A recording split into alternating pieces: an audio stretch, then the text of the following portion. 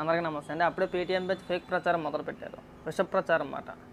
రామోజీరావు గారి సంస్మరణ సభకి 12 కోట్ల రూపాయలు ఖర్చు పెట్టారు. ప్రభుత్వ సొమ్ము ప్రజాధనం అని చెప్పేసి అప్పుడే విష ప్రచారం మొదలుపెట్టారు.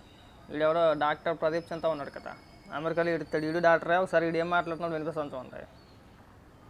Hello, welcome to our channel. ఈరోజు ఆంధ్రప్రదేశ్లో ఒక తెలంగాణలో స్థిరపడ్డ వ్యాపారికి ప్రభుత్వం ప్రజల సొమ్ముతో ప్రజలు రక్తం చిందించి కష్టపడి సంపాదించిన డబ్బుల నుంచి ట్యాక్సులు కడితే ఆ ట్యాక్స్ డబ్బులతో ఒక ప్రైవేట్ వ్యాపారికి అభియోగాలున్న ఒక వ్యాపారికి సంస్మరణ సభన ఏదో చేసుకున్నారు. అసలు ఇది ప్రజాధనం దుర్వినియోగం, ప్రజాస్వామ్యం అసలు నవ్వుల పాలవడం, ప్రజాస్వామ్యానికి ఇది ఒక పెద్ద మచ్చ. ఏం పత్తికూరులు చెప్తున్నారా? నటించాలంటే మీ తర్వాతరా. ఒక్క నిమిషం ఒక ఫోటో చూపిస్తాను నీకు, ఒక ఇమేజ్ ఒకటి డిస్ప్లే కూడా చేస్తాను. ఒక్క నిమిషం ఉండండి. సాక్షికి ప్రజాధనం, ప్రభుత్వ సొమ్ము, వాలంటీర్లకి 200 రూపాయలు ఏది సాక్షి పేపర్ కొనడానికి, దానికి కావచ్చు. సాక్షిలో పనిచేసే ఉద్యోగస్తులు కూడా ప్రభుత్వ ఖజానా నుంచే సొమ్ము ఇచ్చాడు, అంటే జీతాలు ఇచ్చాడు అనమాట. నెలకి ఎంత అనుకుంటున్నారు? ఒక్క నిమిషం చూపిస్తాను ఆగండి. ఇక్కడ మీకు క్లియర్గా కనబడుతుందో లేదో, ఇక్కడ రౌండప్ కూడా చేస్తాను చూడండి. నెలకి తక్కువ లెక్కైతే 135 కోట్ల రూపాయలు వీళ్ళు సాక్షికి ఖర్చు పెట్టింది. సాక్షి యజమాని ఎవరు? భారతిరెడ్డి గారు. ఆవిడకి ప్రభుత్వానికి ఏం సంబంధం? ఆవిడ చేసిన ప్రజాసేవ ఏంటి? నెలకు 135 కోట్ల రూపాయలు వాళ్ళకి ఎందుకు ఖర్చు పెట్టాలా? ఇగో ఇంకా కంగారు పడకు. ఇప్పుడు ఏదైతే మీరు 12 కోట్ల రూపాయలు అని చెప్పేసి నజర్ ప్రచారం చేస్తున్నారో దానికి సంబంధించి నిన్న జరిగిన సభ ఏదైతే ఉందో ఆ సభ నిర్వహణకు అయిన ఖర్చు 62 లక్షలు, ప్రకటనలకు 1,20,00,000, మొత్తం కలిపి 1,80,00,000 రూపాయలు అయింది. రామోజీరావు గారి కుటుంబ సభ్యులు ప్రభుత్వానికి ఇచ్చిన విరాళం 10 కోట్ల రూపాయలు. కాపండ్రా, పెద్ద పెద్ద ఉపన్యాసాలు ఇవ్వమాకండి, పాఠాలు చెప్పమాకండి. ప్రజాస్వామ్యము, ప్రజాధనము, సాక్షి గురించి మాట్లాడంటారంటే మాట్లాడరు.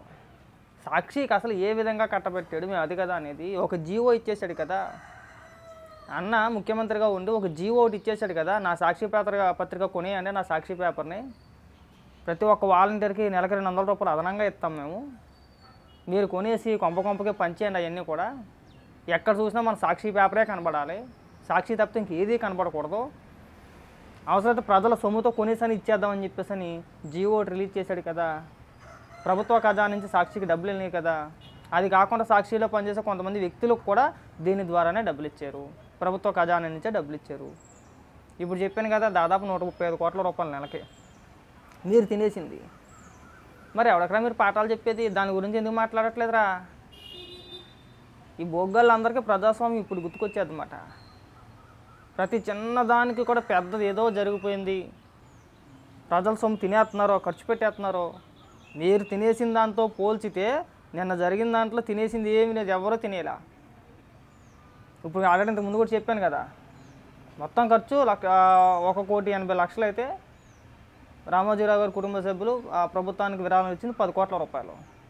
మరి అలా సాక్షి కానీ, సాక్షి యజమాని భారతిరెడ్డి గారి ఏ రోజైనా సరే ప్రభుత్వానికి 10 పైసల రూపాయలు విరాళం ఇచ్చారా?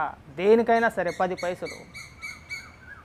మన అన్న ఎంగిల్ చుట్టూ కాకిని తోలడం, మళ్ళీ 1-2 మెతుకులు ఎక్కడ ఎగిరిపడి కాకి తినేద్దేమో, కాకి బాగుపడిపోద్దేమో అనే టైప్ అన్న పిసినారి. పెంట మీద 5 రూపాయలు ఉంటే 4తో తీసుకునే టైపు. ఎప్పుడు ప్రజల సొమ్ము దోచేద్దామా, ఏ విధంగా లాగేసుకుందామా, ఏ విధంగా తినేద్దామా అని ఆలోచించే వ్యక్తి జగన్మోహన్ రెడ్డి ఫ్యామిలీ. మీకు దమ్ముంటే దాని గురించి మాట్లాడంటారా? ముందు సాక్షి ప్రస్తావన తీసుకొచ్చి జగన్మోహన్ రెడ్డిని క్వశ్చన్ చేసి అప్పుడు తర్వాత మాట్లాడండి. ఎంతసేపు తప్పుడు ప్రచారాలు ఏంటారా? ఇంకా వాస్తవాలు చెప్పే ప్రయత్నాలు చేయమా? మనం జనానికి వివరించే ప్రయత్నం మనం చేయమా? రామోజీరావు గారు ఎలాంటి సేవలు అందించారు 2 తెలుగు రాష్ట్రాలకి అనేది అందరికీ తెలిసిందే. కోవిడ్ సమయంలో కూడా తెలుగు 2 రాష్ట్రాల్లో అత్యధికంగా ప్రభుత్వానికి విరాళం ఇచ్చిన వ్యక్తి ఆయనే. ఆ విషయం మీ జగన్మోహన్ రెడ్డికి తెలుసు, మీకు తెలుసు. మన అన్నలాగా చిన్నదానికి పెద్దదానికి సభలు ఎట్టేసుకొని పేపర్లో ప్రకటనలు ఇచ్చేసుకొని కేవలం సాక్షి వరకే, సాక్షిలోనే పెద్ద పెద్ద ప్రకటనలు వేసుకొని చిన్నదానికి పెద్దదానికి రోజు ఏదో ఒక ప్రకటనే, ప్రకటన ద్వారాగా కోట్ల రూపాయలు తినేశారు మీరు. కంగారు పడ మాకు 2-3 రోజులు అయితే మొత్తం అన్నీ బయటకు వస్తాయి. ఇప్పుడు ఆల్రెడీ ఒక్కొక్కటి బయటకు వస్తున్నాయి. తిరుపతి ఇష్యూ కూడా బయటకు వస్తుంది. అందులో ముఖ్య పాత్ర రోజాది ఉంటుంది.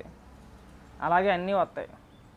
మనం ఈ రోజు వచ్చి గొడవలు దించేసుకుంటున్నారు ఇలా అంతా కూడా. వీళ్ళ నోట అంటే ఈ 5 ఏళ్ల కాలం పాటు ప్రభుత్వం పలానా దిక్కున అప్పు చేసింది, లేదంటే ప్రకటనలకు ఇంత ఖర్చు పెట్టింది, సాక్షికి ఇంత ఖర్చు పెడుతుంది, ప్రజాధనం ఇంత వృధా చేస్తున్నారని ఈ 5 ఏళ్ల కాలం పాటు వీళ్ళ నోటి వెంట వినలా. ఎప్పుడు మాట్లాడలేదు వాళ్ళు. 5 ఏళ్ల కాలం పాటు ఎప్పుడు మాట్లాడాల. ఇప్పుడు ఏదో ఆశ్చర్యపడిపోతున్నాడు. ఆడు యాక్ట్ చేస్తున్నాడు. ఇంకా మామూలు యాక్టింగ్ కాదు అది.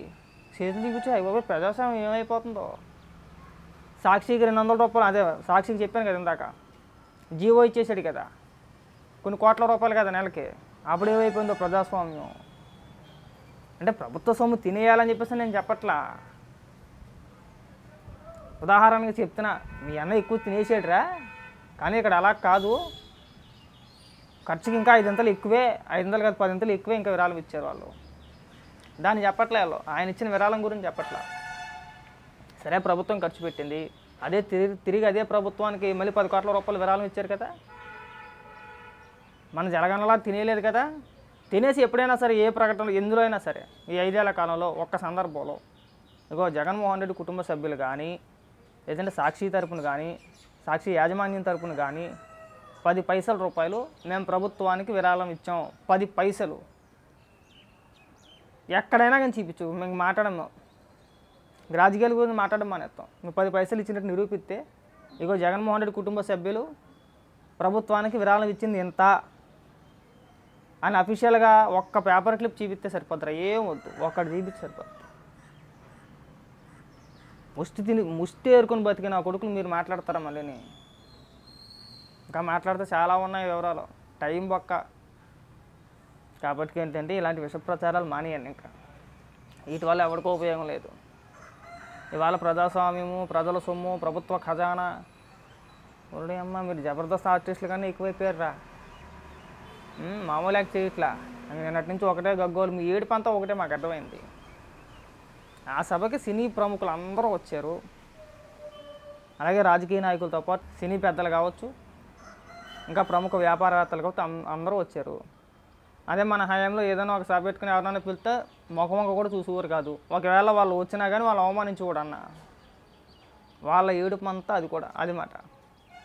కాబట్టి ఇలాంటి ఉపన్యాసాలు ఇవ్వడం మానేయండిరా. మీకే టైం బొక్క. ప్రజలు ఎవరో నమ్మరు మీ మాటలు. మనం ఎంత అరిచి గీ పెట్టినా ప్రజలు ఎవరు నమ్మరు. గుర్తుపెట్టుకో బాగా.